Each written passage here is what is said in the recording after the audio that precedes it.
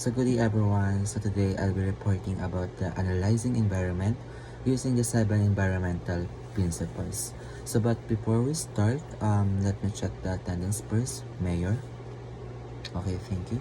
And let's recap everyone. Okay, thank you so much. So what is my classroom rules? So first is always be respectful, and second is participate actively, and then listen carefully. Okay, for our learning objectives, at the end of this lesson, the learners should be able to identify the importance of each environmental principle. Second is demonstrate proper waste segregation and disposal techniques correctly. And last is show appreciation for the beauty and importance of nature. Before we start again, Miss Dumdum, before we begin, Miss Dumdum will conduct an activity first.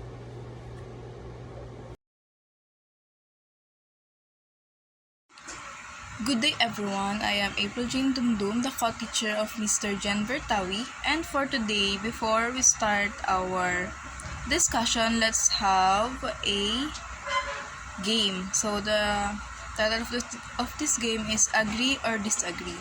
So all you have to do is read the statement and you will going to answer whether the statement is you will agree or you are disagree.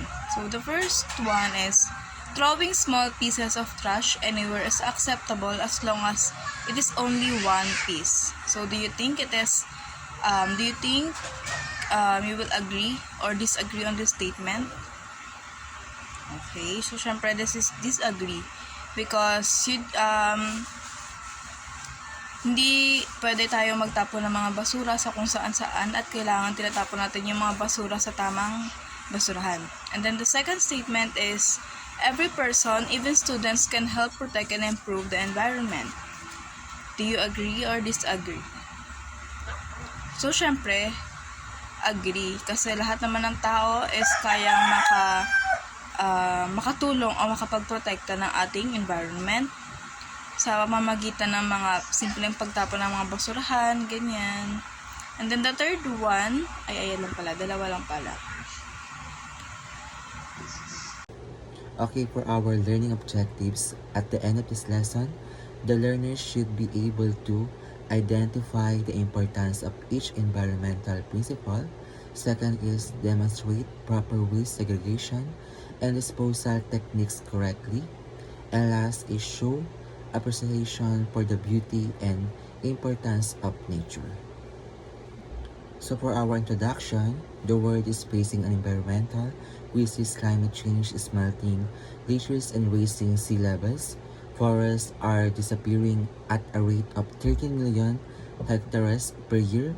Oceans are choking under 8 million tons of plastic waste annually. Alright, for our first discussion about the analyzing environment using the 7 environmental principle is first is the nature nobis. So pag sinabi natin nature nobis, ito yung kalikasan ang mas nakakaalam. So dito, ang ibig sabihin nito ay ang kalikasan ay may sariling proseso. So hindi natin siya kailangang ayusin, kailangan lang po natin siyang sundin at respetuhin. Dahil po ito ay makakaapekto kapag hindi po natin siya nirespeto at inayos, pwede po siyang makaapekto sa ating kalikasan or pwede po siyang magbunga ng sakuna. So ano po ba yung mga dalawang issue about po dun sa nature nobis? So first is the illegal logging. So pag sinabi natin illegal logging, ito yung mga pagputol ng puno at pagkasira sa kagubatan. And then yung second naman is yung slash and burn.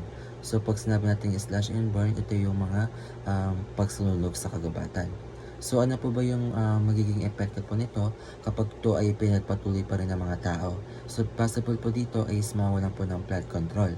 So sa panahon po ngayon, di ba nga po sa mga balibalita or sa ating kapaligiran or sa ating mga bahay, once lang po na bigla lang pong umulan ng konti, possible po bumaha po agad. So ayun po, yung pinaka-clue word po dun is sa nature nobis is dapat po natin siyang respetuhin at sundin upang maiwasan po natin ang ating pagkaroon ng sakuna. Second is the all forms are life are important or ang ibig sabihin ng anyo ng buhay ay mahalaga. So dito ay meron ng kinalaman ang biodiversity. Pag sinabi natin biodiversity, pag sinabi natin bio, ito ay buhay. Pag sinabi naman natin diversity, ito naman yung iba't ibang klase ng buhay. So bakit nga po ba mahalaga ang biodiversity or yung all forms are life important? Dahil po ito ay pwede rin po makapekto sa mga isda or sa mga insekto. So like for example, yung nabanggit ko nga po kanina sa puno. Pag once po na ang puno ay sinira natin, possible po na ang mga ibon or mga ibang insects, pwede po silang mawalan ng tirahan. Sa mga coral reefs naman po, kapag po once na ang coral reefs po ay nasira, dahil part din po siya ng all forms are life important, dahil dun po naninirahan po ang mga iba't ibang isda. So possible po nun sila po ay maapektuhan. And then, ito rin po ang magiging epekto rin po sa mga tao din or dun sa mga indigenous group. Sa mga indigenous group natin, pwede rin ito makapekto dahil dito sa nakakuha ng mga sa kanilang pang-araw-araw. So third is everything is connected to everything else. So ibig sabihin, lahat ay magkakaugnay. So ang idea nito, ang bawat aksyon ng tao ay mayroong epekto sa kalikasan at ang kalikasan ay mayroong epekto sa tao. So for example, dito yung mga candy wrapper, di ba? Akala natin yung pagtapon natin ng mga candy wrapper, yung mga ibang kalat sa mga ibang kalat, pagtapon sa kalsada o sa ilog ay wala na siyang epekto. Dahil ito ay papupunta sa kanal at tatangin ng ulan at papunta sa ilog at ang ilog ang magdadala nito sa karagatan. So ang epekto nito sa karagatan ay ang plastic ay hindi nabubulok. So mayroong mga example nito yung tinatawag nating mga may mga tinatawag na microplastics na ito yung mga resulta na kung saan ito ay bumabalik sa tao at ang kakain nito ng isda at ang microplastic ang isang ito ay pwedeng makapekto sa pagkalaso ng mga isda. So dahil dito, mahalaga din po talaga na iwasan po natin ang pagtapon ng mga kalat sa mga kalsada dahil ito ay pwedeng dumali sa ilog, karagatan at pwede rin itong makapekto sa mga isda at ang mga isda kapag kinain natin ito rin ay makakapekto din sa atin dahil ang isda, kapag ang isda ay nakakain ng madumi at nakain natin ito ay pwede rin itong makapekto para sa atin. So fourth is that everything changes o lahat ay nagbabago. So dito, ito yung mga kalikasan na papaliwanag na walang permanenteng kalagayan sa mundo. So dati, ang mga karagatan ay malinis, malusog at punong-puno talaga ng iba't ibang uri ng buhay. Ngayon naman, ang karagatan po ay mabilis nang nagbabago dahil sa mga gawain ng tao. So ito yung mga dahilan ng pagbabago or nagiging sanhi. Dahil ito yung may mga example po dito yung plastic pollution. Ito yung mga plastic na napupunta sa dagat. So nabanggit ko nga po kanina, ito yung mga pwede po makapatay po sa mga isda. Dahil nabubulok po yung mga plastic at pwede po siyang mabulok. So possible po ito ay makapekto po sa mga isda. So next naman po is yung overfishing. So sa overfishing po natin, ito po yung mga sobrang pangingisda. Diba? So pag sobrang pangingisda po, ito po ay nakakapagpababa dun sa populasyon ng mga isda. And then yung next naman is yung climate change. So ayun nga, pag sinabi natin climate change, ito yung nagiging mas mainit at nagiging mas acidic ang ocean natin dahil ang tubig po ay dahil sa pollution nito, ito po epekto po sa ating climate change.